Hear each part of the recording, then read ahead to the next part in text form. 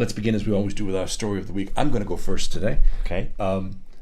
There's a Hermes delivery driver. Now, Hermes is a very big parcel delivery service like DHL or FedEx in the United States. And he was accused this past week of stealing 700 parcels worth some £36,000, or about, at this rate, about $40,000 US. And he sold them on eBay as Delboy2410. And he was described by his colleagues as a model employee. Sounds like the sort of thing that Donald Trump would say.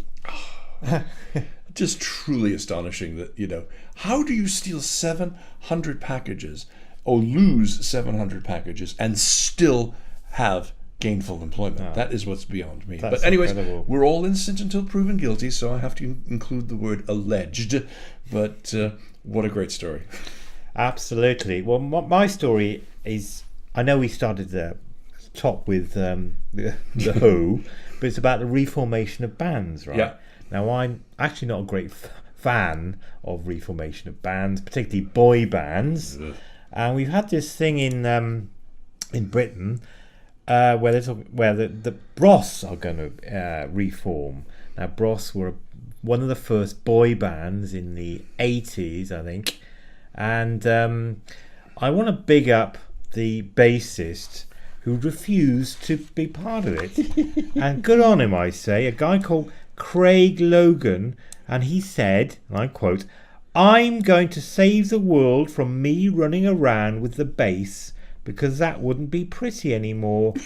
That part of my world has moved on." Now, good on Craig Logan, I say.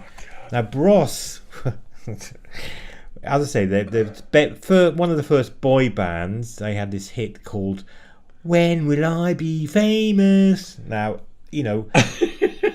boy bands reforming as presumably middle-aged bands is not a good idea, I would suggest. But it's happened so many times. It really has, yeah. And it seems to be the only way that anybody can actually make any money out there. Well, money is a key thing, isn't it? I mean, they do it for money. I would suggest a lot of them do it for money because so much money is on offer with concerts and stuff, that it's not worth their while not to reform.